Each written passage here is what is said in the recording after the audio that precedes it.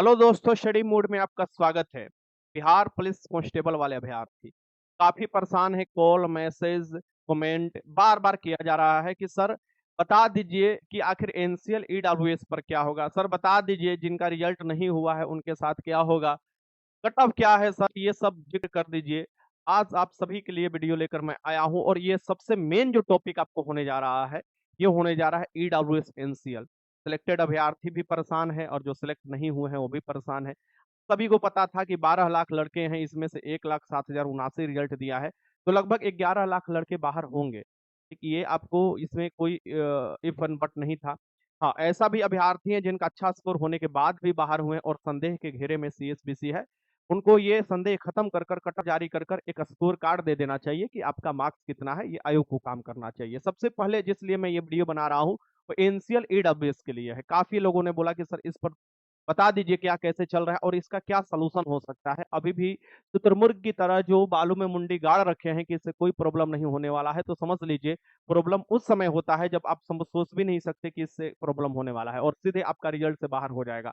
Result ही नहीं आएगा यानी कि आपका कोई रोल नंबर नहीं शो करेगा। चलिए मैं बता देता हूँ, ये सभी आपको पहले भी जिक्र हो चुका है कि जो सिलेक्टेड स्टूडेंट है और जो नहीं सिलेक्टेड स्टूडेंट है, ये सभी आप जान चुके हैं कि 1,07,079 आप लोगों का रिजल्ट हुआ है। ठीक, और यहाँ पर आप देखिएगा कि नीचे की तरफ आपको दिखिएगा कि रोल नंबर दिया हुआ है और ये रोल नंबर उन सिलेक्टेड अभ्यर्थियों का है। बाकी सीएसबीसी को कट ऑफ जारी करना चाहिए था और ये बताना चाहिए था कि किस दिन कितना मार्क्स बढ़ा है। वैसे मैं सभी एनालिसिस कर दूंगा रिजल्ट का, आप चिंता मत कीजिए और एक एक चीज मैं बता दूंगा। चलिए इस देखिए बार बार कॉल आ रहे हैं, बार बार देखिए अभी भी मोबाइल तीनों का तीनों बज रहा है। ठीक, अब देखिएगा कि तीनों का तीनों मोबाइल बज रहा है, यहाँ पर देख सकते हैं कॉल लगातार कॉल आ रहे हैं और रिजल्ट का कॉल, सर प्रॉब्लम हो गया है क्या, कैसे सोल्यूशन होगा। देखिए सबसे पहले आप जानते हो कि फिजिकल फिजिकल जल्द से एसबीसी द्वारा कंडक्ट कराया जाएगा और मैं ये बात बहुत पहले से बोलते आ रहा हूँ। अब लोग बोलेंगे सर अभी बोल रहे, नहीं, बहुत पहले से बोलते आ रहा हूँ। फॉर्म वाला वीडियो निकाल कर आप देख लीजिए, मेरा जब फॉर्म आया था यानी बिहार पुलिस कांस्टेबल था, उस समय भी मैंने बोला था और ये एकदम बोला था कि भाई तू बनवा लो तुम लोग। लेकिन उस समय लोग बात को सीरियस नहीं लिए और ये सीरियस बात था। क्यों? क्योंकि आप जानते हो कि 689 जब एक्साइज कांस्टेबल का आपका एग्जाम हुआ तो 300 से ऐसे अभ्यर्थियों को बाहर कर दिया गया डॉक्यूमेंट वेरिफिकेशन में, जो कि एनसीआर और ईडब्ल्यूएस उनका मैच नहीं कर रहा था। तो वैसे अभ्यर्थियों को 300 प्लस अभ्यर्थियों को बाहर कर दिया गया फिजिकल होने के बाद। मैं बता रहा हूँ, इस बात को ध्यान में रखिएगा, यानी फिजिकल वो पास हो चुके थे और उनको बाहर कर दिया गया। ठीक, अब हम बात करेंगे इसका जो फिजिकल एफिशिएंसी टेस्ट होता है उसमें आप देखिएगा कि ये होने के बाद, यानी कि हम उस पर बात करेंगे फिजिकल एफिशिएंसी टेस्ट पर अलग वीडियो में, कैसे आप 100 में अच्छा स्कोर कर सकते हैं, क्या ध्यान रख सकते हैं। अभी हम जो मुद्दा लेकर आए हैं यह है एनसीएल ईडब्ल्यूएस का पूरा इसे समझने की कोशिश कीजिए। जो सिलेक्टेड है वो भी समझिए, जो फॉर्म आने वाला है, जो लड़के तैयारी कर रहे हैं वो भी समझिए कि कितना जरूरी है आप लोगों के लिए बनवाना। एनसीएल और ईडब्ल्यूएस अभी नहीं बनवाए हैं तो जरूर बनवा लीजिएगा। सभी लोग जानते हैं कि फिजिकल होने के बाद ये चीज होता है, यानी कि आप रनिंग कर लिए, गोला फेंक लिए और आपको हाई जंप कर लिए।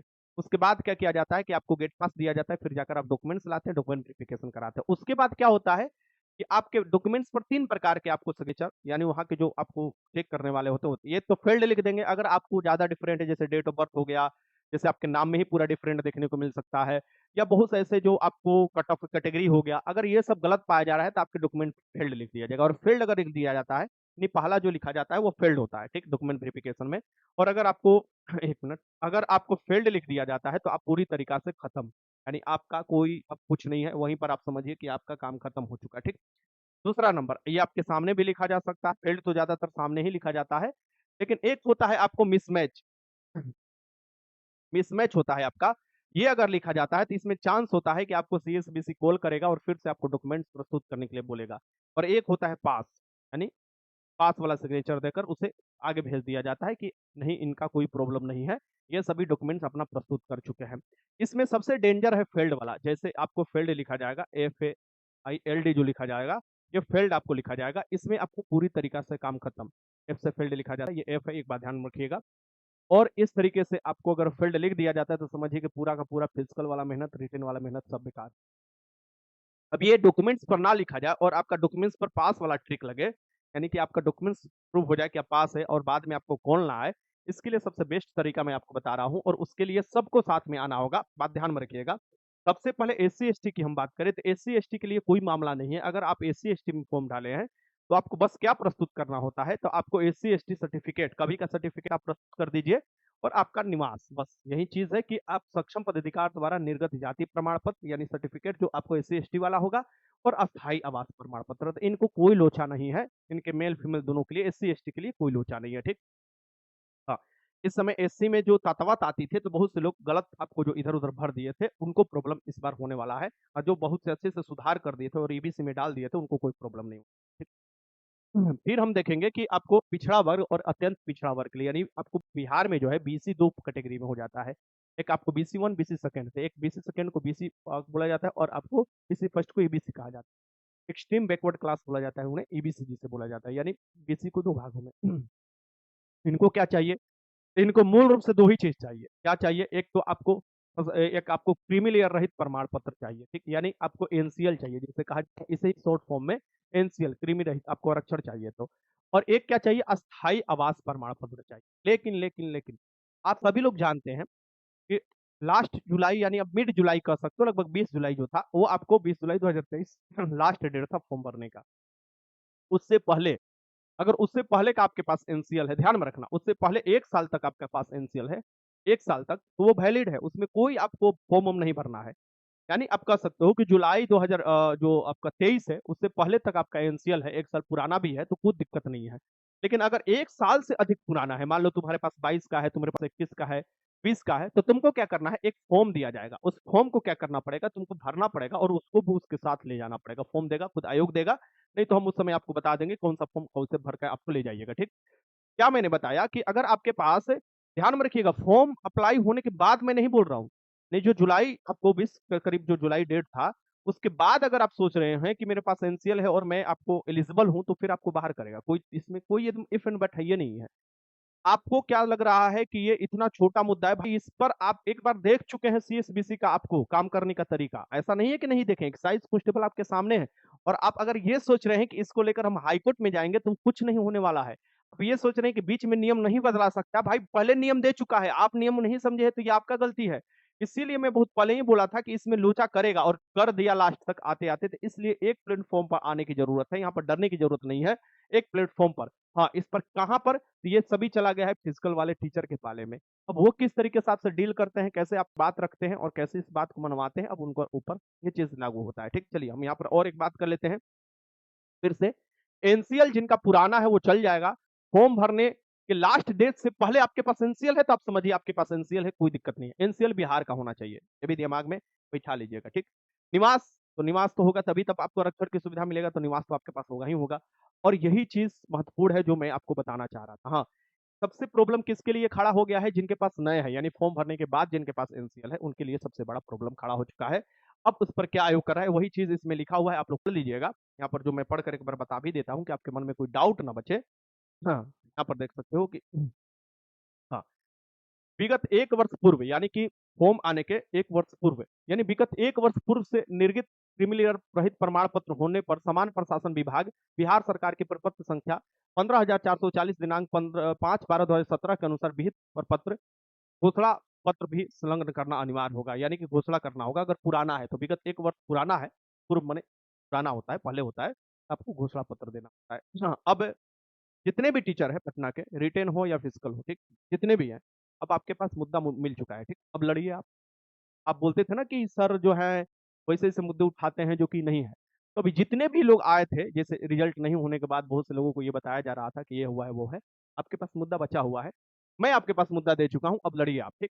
लड़िए, देखते हैं आप बिहार पुलिस के लिए कितना लड़ सकते हैं। फिजिकल वाले टीचर फिजिकल वाले, मैं आप लोगों से भी आह्वान करता हूँ, और रिटेन वाले टीचर आप लोगों से, जितने भी स्टूडेंट है सबके पास ये बात शेयर कर दीजिएगा, सबसे बोलिएगा, लड़िए जितना लड़ सकते हैं। ये आप कहाँ की लड़ाई है आप खुद ही समझ सकते हैं, ठीक। अब चल तो स्वतंत्रता सेनानी का, फ्रीडम फाइटर, ये अपना पास सर्टिफिकेट रखते हैं तभी ये फॉर्म डालते हैं, इसमें क्या बात करना, इनके पास आपको रहना चाहिए निवास, और आपका साथ साथ फ्रीडम फाइटर वाला सर्टिफिकेट रहना चाहिए, ठीक। फिर ट्रांसजेंडर अभ्यर्थी के लिए, ट्रांसजेंडर अभ्यर्थी है तो आपको होना चाहिए उनके पास भी, जैसे कि जो भी दिया हुआ है इसमें वो उनके पास होना चाहिए, और अस्थायी आपको प्रमाण पत्र होना चाहिए, निवास होना चाहिए। गृह अभ्यर्थी जो भी है उनके पास भी होना चाहिए, जो आप ड्यूटी किए हुए हैं। और यहाँ पर हम बात कर लेते हैं अब EWS के लिए, आर्थिक रूप से कमजोर वर्ग, EWS यानी इकोनॉमिकल वीकर सेक्शन। इसे समझने के लिए थोड़ा सा आप समय दीजिएगा, मैं आपको समझा दे रहा हूं। यहाँ पर वित्तीय वर्ष 2022-23 लिखा हुआ है, तो इस पर ये मत समझिएगा कि जिसके ईडब्ल्यूएस पर वित्तीय वर्ष 2022-23 लिख दिया गया है वो सबके लिए ये मान्य होगा। मैं क्या बता रहा हूँ उसे समझने की कोशिश कीजिए। ये जो डेट लिखा हुआ है ये हमारे बिहार में इसी डेट के अनुसार यानी इसमें हम गैजेट में आया था कि बिहार में भी ईडब्ल्यूएस लागू है और 26/2/2019 के साथ ही ये आपको अलग अलग गैजेट में ये प्रकाशित किया गया था न्यूज़पेपर में कि आज से 10% आरक्षण ईडब्ल्यूएस को मिलेगा। और ईडब्ल्यूएस आरक्षण के लिए आपको ईडब्ल्यूएस सर्टिफिकेट होना चाहिए और उसके साथ अस्थायी आवास होना चाहिए। लेकिन वित्तीय वर्ष जो होना चाहिए फाइनेंशियल ईयर 2022-23, जब 2022-23 फाइनेंशियल ईयर देता है तो आपको बस इतना समझ लेना चाहिए, दिमाग में बैठा लेना चाहिए कि 1 अप्रैल और 31 मार्च ये फाइनेंशियल ईयर होता है। इसमें ही लिख देते हैं।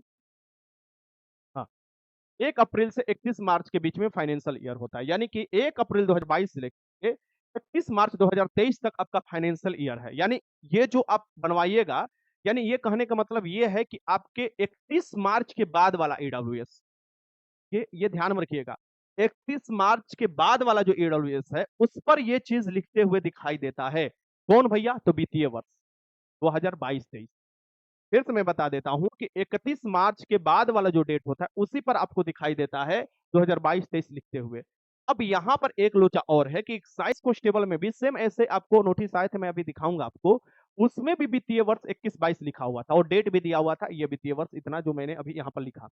लेकिन अगर आपका डेट दिया हुआ है, वित्तीय वर्ष भी दिया हुआ है, लेकिन उसके बाद आपके पास है, ध्यान में रखिएगा, यानी फॉर्म डेट के बाद आपके पास ईडब्ल्यूएस है, तो वो मान्य नहीं किया गया था, उसको बाहर कर दिया। मेरे कहने का मतलब कि 31 मार्च से लेके 31 मार्च 2023 से लेके बनवाने के लिए ईडब्ल्यूएस, क्योंकि ये तो आपका पैसा हुआ ना कि इतने से इतने बीच में इतना लाख रुपए आपके पास अब गरीब में आते थे इसलिए आपका ईडब्ल्यूएस बनेगा। ये तो आपको समझिए इनकम वाला आपका हुआ। इनकम वाला पर लेकर आपको देखिएगा 2023 यानी कि 31 मार्च 2023 से लेके कह सकते हो यहाँ पर लिख लो 20 जुलाई, लास्ट जो डेट होगा देख लेना ध्यान से, 20 जुलाई 2023, इसके बीच का अगर ईडब्ल्यूएस होगा तो आपका ईडब्ल्यूएस एक्सेप्ट किया जाएगा। इसके कहने का मतलब ये यही है और बाकी जो इसको जो समझाना है समझाइए। मैं इसका प्रूफ आपको दे देता हूँ और आपको प्रूफ दे देता हूँ कि कैसे रिजल्ट में लोगों का बाधित हुआ है और कैसे लोग पीड़ित हुए थे। ठीक, तो ये चीज है। बाकी आपको जो जिस तरीके से समझाना है लोग समझा सकते हैं और मुझे मतलब जितना समझाने का था मैंने जितना पता किया और पता करने के बाद मैं आपके सामने ला। एनसीएल के लिए मैंने बता दिया, ईडब्ल्यूएस के लिए मैंने बता दिया कि वित्तीय वर्ष लिखता है, लेकिन अगर आपको फॉर्म अप्लाई होने के बाद भी अगर आया है तो उसमें भी तो लिखेगा ना यही वित्तीय वर्ष। लेकिन क्या वो मान्य होगा? यानी अगर हम बात करें बनवाने का, हम बात करें कि 2023 यानी कि 31 मार्च 31 मार्च 2023 के बाद जितने भी ईडब्ल्यूएस बनवाए गए हैं उसमें सभी पर वित्तीय वर्ष 2022-23 लिखा हुआ है क्योंकि उसी के इनकम पर बना हुआ है। लेकिन क्या फॉर्म अप्लाई होने के बाद वाला सब किया जाएगा? ये सबसे बड़ी चीज है, क्योंकि इसमें कोई ऐसा चीज नहीं है। और जब हम यहाँ पर ये साफ साफ लिख देते हैं, ये देखिए 26 अक्टूबर 2019 वाला रूल को पालन करेंगे, तो इस रूल से मैं दिखा रहा हूं कि कैसे बाहर किया गया है लड़कों को और कैसे लोगों को कोई सुना नहीं गया। और वो केस भी चल रहा है कोर्ट में। आप सोचिएगा कि हम कोर्ट में केस लेकर चले जाएंगे, जीत जाएंगे। मैं ये सब चीज झेल रहा हूं, मैं कोर्ट का अवहेलना नहीं कर रहा हूं, लेकिन हकीकत यही है कि ये जो गलती होते चला आ रहा था आयोग से, उस गलती में स्टूडेंट भी कुछ गलती कर बैठे हैं। तो वो दोनों सम्मिलित होकर अगर साथ मिलकर सुलझाएंगे तो ये सुलझ जाएगा, वरना ये उलझते चला जाएगा। आप जीत नहीं सकते हैं। मैं डरा नहीं रहा हूं, कोर्ट वाले लोग आएंगे, बहुत से आएंगे, पैसा तस लेंगे, भीड़ इकट्ठा करेंगे, ये करेंगे, लेकिन हकीकत है जो केस लड़ रहा है उनसे जाकर पूछो पटना हाईकोर्ट में, अभी भी 2-2 3-3 बिहार पुलिस का केस चल रहा है। कौन हेल्प करता है, कौन पैसा देता है और कौन क्या करता है, लूटता है, ये सभी का सभी आपके आंख के सामने आ जाएगा। ये सभी समझ में आपको आ जाएगा, ठीक ना? तो मैं बस वही चीज बता रहा हूँ जो चीज है हकीकत। अब यहाँ पर भी 2-3 चीज और देख लीजिए, उसके बाद मैं प्रूफ भी दिखाता हूँ। यहाँ पर देखिए, आरक्षण का लाभ बिहार के राज्य के मूल निवासी के होंगे, तो जो फॉर्म भरे होंगे बिहार के अदर वाले, वो अपना कैटेगरी नहीं डाले होंगे कि हम इस कैटेगरी में नहीं, वो यूआर में फॉर्म भरे होंगे। जो बिहार के होंगे वही आरक्षण जो लेंगे वो अपना जो कैटेगरी है वही डाले होंगे। ठीक, ये बात ध्यान में रखिए।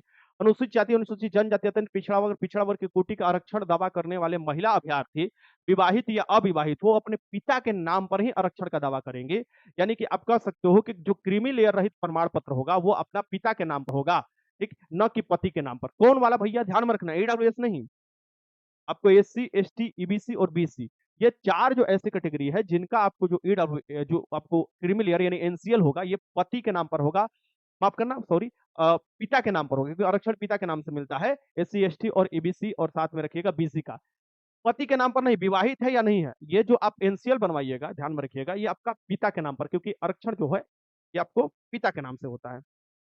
तब चलो, अब जो यहाँ पर आर्थिक रूप से कमजोर है, इनके लिए लोचा क्या है, ध्यान, जो शादीशुदा है, यानी डेट के बाद अगर पहले शादी हो गया तो कोई दिक्कत नहीं है, अगर उस समय का था तो, लेकिन उस समय भी था और उस समय भी आपका शादी हुआ था जब फॉर्म भर रही थी, तो ये चीज आपको लागू होगा। नहीं, आर्थिक रूप से कमजोर आरक्षण का दावा करने वाली विवाहित महिला के पक्ष में आय और परिसंपत्ति प्रमाण पत्र, जो आय प्रमाण पत्र होता है, परिसंपत्ति, उसी के अनुसार ही आपका फिर ईडब्ल्यूएस बनता है।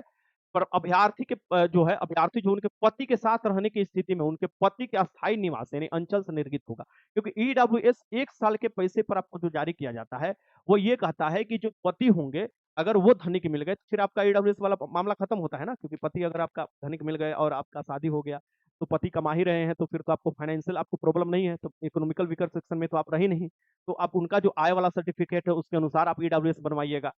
समझने की बात कोशिश कीजिए, तो जो ईडब्ल्यूएस वाले महिला हैं, वो क्या करेंगे, करना होगा उनको, मतलब उनके पास कौन सा सर्टिफिकेट होना चाहिए, तो जो आय या परिसंपत्ति प्रमाण पत्र अभ्यर्थी के पति के साथ रहने की स्थिति में उनके पति के अस्थायी निवास से निर्गत होगा, परंतु इस विवाहित महिला अपने पिता के अस्थायी निवास के आधार पर निर्गत आवास प्रमाण पत्र प्रस्तुत करना होगा। बाय द वे, मान लो यहाँ पर सब एकदम इतना डिप दिया है, मैं आपको एकदम सिंपल समझा देता हूँ। जिस मान लो ए नाम का कोई महिला है, अब मान लो अमृता नाम की कोई महिला है, ठीक, इसका कोई पांडे नाम से या किसी भी जो होगा, मान लो कि कुछ भी नाम से, पांडे या नाम से कोई लड़का है जो कि आपको शादी हो गया, ठीक, अमृता नाम के लड़की से। अब ये जो पांडे नाम का लड़का है, ये रही अमृता रही बिहार की, और ये पांडे नाम का लड़का रहा यूपी का, ठीक, यूपी का रहा। अब ये जो है, इसके पिता जो थे, ये जो अब गरीब थी, पहले भी ये आपको ईडब्ल्यूएस में आती थी, और लेकिन ये जब शादी नहीं हुआ था तो अपने पिता के नाम से ईडब्ल्यूएस बनवाती थी, लेकिन इनका शादी हो गया, जब फॉर्म ये भर रही थी तो उस समय इनका शादी हो रखा था, जब ये फॉर्म भर रही थी। अब क्या हुआ कि ये जो पांडे है, इसके पास ये चली गई। पांडे क्या करता है, जॉब करता है, इसका अच्छा खासा सलीना इनकम है, 10 लाख 12 लाख है, तो ये तो इसका अच्छा खासा इनकम है, तो ये तो ईडब्ल्यूएस का सुविधा इनको नहीं लेना चाहिए, क्योंकि अब ये चली गई है ना वहां पर, क्योंकि ये इकोनॉमिकल वीकर सेक्शन है, यानी आर्थिक रूप से जो कमजोर है उनके लिए मिल रहा है, पैसे से जो कमजोर है उनके लिए, जाति से नहीं, ठीक। तो यहाँ पर जो है ध्यान में रखिएगा, तो ये चली गई पांडे के पास। अब ये क्या है, ये तो बिहार की थी, लेकिन जो ईडब्ल्यूएस का जो बनेगा, ईडब्ल्यूएस ध्यान में रखिएगा, ईडब्ल्यूएस जो बनेगा वो किस नाम से बनेगा, वो नाम से बनेगा पति के नाम से, पति के नाम से बनेगा, ठीक, ध्यान में रखिएगा। लेकिन अगर इनको पति के नाम से तो ईडब्ल्यूएस बन जाएगा, तो आरक्षण की सुविधा कैसे मिलेगी जब तक ये निवास अपना नहीं दिखाती, और निवास जो दिखाएगी ये पिता के नाम से। समझ में आया, यानी निवास प्रमाण पत्र जो होगा, इसका जो आपका नैहर होगा, माने बिहार है तो वो दिखाएगी, और अगर ससुराल आप देखिएगा यूपी में या कहीं झारखंड कहीं पर है इसका, और वो होगा तो वहां के आपको पति के नाम से आपको ईडब्ल्यूएस बनेगा। वो पति सक्षम है तब पर भी, नहीं सक्षम है तब पर भी, अगर ये आपको देखिएगा कि है, इसके पास पैसा है, तो फिर ईडब्ल्यूएस में अप्लाई करने की कोई जरूरत नहीं है। अगर पैसा नहीं है तभी आप ईडब्ल्यूएस में अप्लाई करें, यानी गरीब है तो गरीब है तो आपको पति के नाम से आपको ईडब्ल्यूएस बनवाना होगा, और निवास जो बनवाना होगा पिता के नाम से बनवाना होगा। आई थिंक ये बात आपको समझ में आ गया होगा, सभी के सभी बात समझ में आ गया होगा। चलिए, अब यहाँ पर देख सकते हैं कि आय परिसंपत्ति संबंधी प्रमाण पत्र निर्गत किए जाने की तिथि से 1 वर्ष के लिए वैध माना जाएगा, यानी निर्गत किए जाने की तिथि से 1 वर्ष के लिए वैध माना जाएगा, यानी आय या परिसंपत्ति संबंधी प्रमाण पत्र निर्गत किए जाने की तिथि से 1 वर्ष के लिए वैध माना जाएगा। जो आय प्रमाण पत्र होता है ये 1 साल के लिए वैध माना जाता है, जो निर्गत होता है तिथि, ठीक। इस विज्ञापन हेतु वित्तीय वर्ष 2022-23 के आधार पर निर्गत ईडब्ल्यूएस प्रमाण पत्र मान्य होंगे। तो जो भी 2022-23 के लिए जो होंगे वही आपको मान्य होंगे, ठीक। ये बात यहाँ पर ध्यान देने की जरूरत है। तो ये साफ साफ है कि आय और परिसंपत्ति संबंधी प्रमाण पत्र निर्गत किए जाने की तिथि से 1 वर्ष के लिए वैध माना जाएगा। जब हम आय और परिसंपत्ति प्रमाण पत्र निर्गत कर रहे हैं, तो उसके जो निर्गत करेंगे वो 1 वर्ष के लिए मान्य होता है। कि आय, ध्यान रखिएगा, आय और परिसंपत्ति प्रमाण पत्र पूछ रहा है, यानी जो आप आय बनवाते हैं ना, वो 1 वर्ष के लिए मान्य होता है। और इस विज्ञापन हेतु वित्तीय वर्ष जो होगा ये 2022-23 के लिए आपको आय बनवाना था, और उस आय के हिसाब से फिर देखिएगा ईडब्ल्यूएस बनवाना था। तो पेज तो यहाँ पर है, यहाँ पर सब चीज धुंधला दिखाई दे रहा है, ठीक। देखिए, कहीं कहीं आपको ये चीज लगता होगा कि कोई प्रॉब्लम नहीं हो सकता है, लेकिन कहीं कहीं आपको पूरा जोर तरीके से प्रॉब्लम लग रहा है। क्यों? चलिए मैं आपको दिखा देता हूँ। जब आप पिछला इसका देखिएगा, यानी पिछला जब सीएसबीसी का कार्य पद्धति देखिएगा, यानी इससे पहले जो 689 था, नोटिफिकेशन संख्या 02/2022 के अंतर्गत एक्साइज कांस्टेबल के जो भर्ती आया था, उसमें आप देखिएगा कि उसका कार्य पद्धति देखिए, तो 16 अक्टूबर को एक नोटिस जारी किया गया था, आज भी याद है। ये 16 अक्टूबर का अगर नोटिस आप डाउनलोड करते हैं, इसको डाउनलोड कर लेना होगा आपको। सबसे पहले इस नोटिस को डाउनलोड कीजिए, इसमें देखिए क्या बात कहा गया है, ठीक है। सेम वही प्रक्रिया आपको लागू किया, देखिए कैसे छाटा गया है, मैं आपको बता देता हूँ, 1 मिनट। ये जो है एक्साइज कांस्टेबल वाले के लिए आपको ये चीज़ दिखाई दे रहा है आपको। चलिए, यहाँ से देखिए ये नोटिफिकेशन संख्या 02/2022 के है। तो यहाँ पर दिया हुआ है कि मद्य निषेध उत्पाद और निबंधन विभाग के पीटी पास अभ्यर्थी जो पास करते हैं डॉक्यूमेंट वेरिफिकेशन के क्रम में पाया गया कि कई अभ्यर्थी द्वारा वित्तीय वर्ष 2021-22 वित्तीय वर्ष 2021-22 दिया है ना, अपडेट देख लो यहाँ पर 1 अप्रैल 2021 से लेके 31 मार्च 2022 तक की अवधि का ईडब्ल्यूएस प्रमाण पत्र ना देकर, यानी ये वित्तीय वर्ष है, ध्यान में रखिएगा, ये वित्तीय वर्ष, इस अवधि का आपको प्रमाण पत्र ना देकर, ईडब्ल्यूएस प्रमाण पत्र ना देकर आवेदन भरने की तिथि यानी कि 14/11/2022 से लेके 14/12/2022 तक के बाद, ध्यान में रखिएगा, इसके तक भी नहीं, यानी इसके बीच में भी नहीं दिया गया, इसके बाद की तिथि में निर्गत ईडब्ल्यूएस प्रमाण पत्र को सबमिट किया गया था।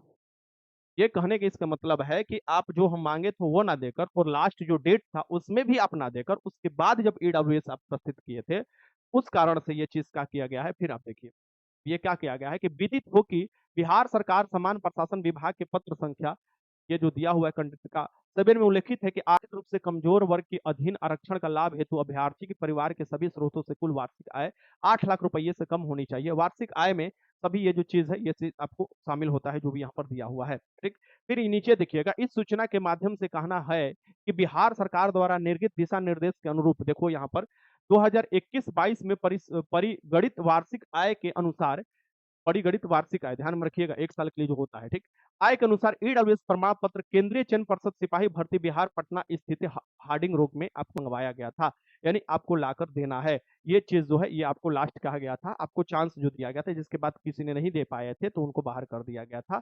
ये चीज आपको साफ साफ दिया है।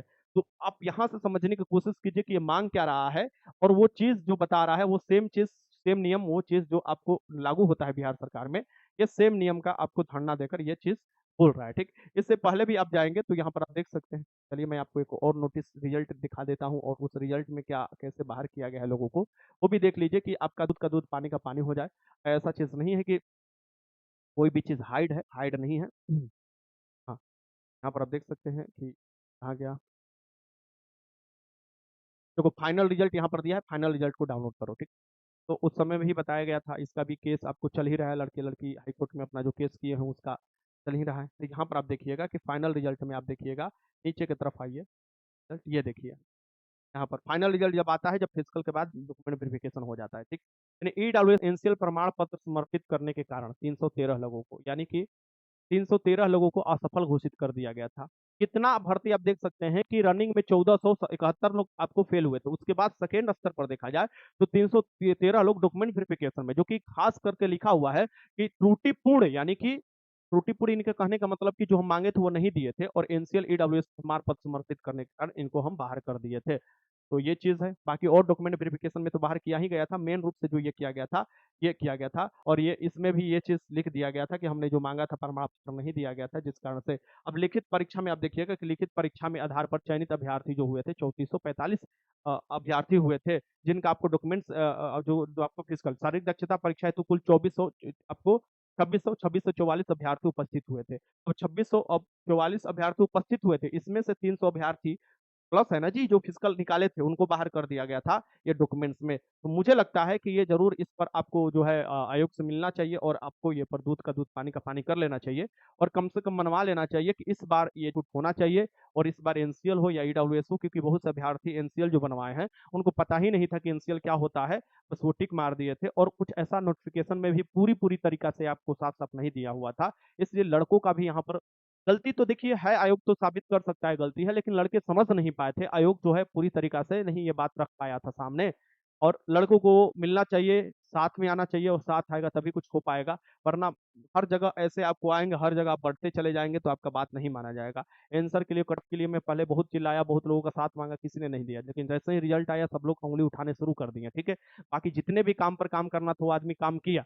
अकेले अगर कोई लड़ रहा है और उसका भी पैर खींचने वाले लगे हुए हैं हजारों, तो पैर खींच सकते हैं, कमजोर हो सकता है वो इंसान। तो इसलिए मैं बोल रहा हूँ कि आप लोगों में यूनिटी होनी चाहिए और यूनिटी अगर नहीं होगा तो ये सभी प्रॉब्लम आपको देखने को मिलेगी और फाइनली आपको फिजिकल होने के बाद भी आप ये संशय में रहिएगा कि मैं 100 नंबर कर आया हूँ फिजिकल में और डॉक्यूमेंट वेरिफिकेशन में डब्ल्यू एसेंशियल में अगर थोड़ा भी त्रुटिपूर्ण हो और ये कहकर आपको बाहर कर देगा। आप आपके सामने प्रूफ हो चुका है।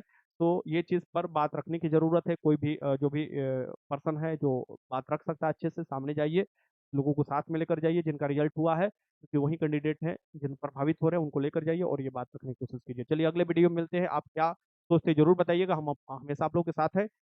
तक बाय बाय, जय हिंद।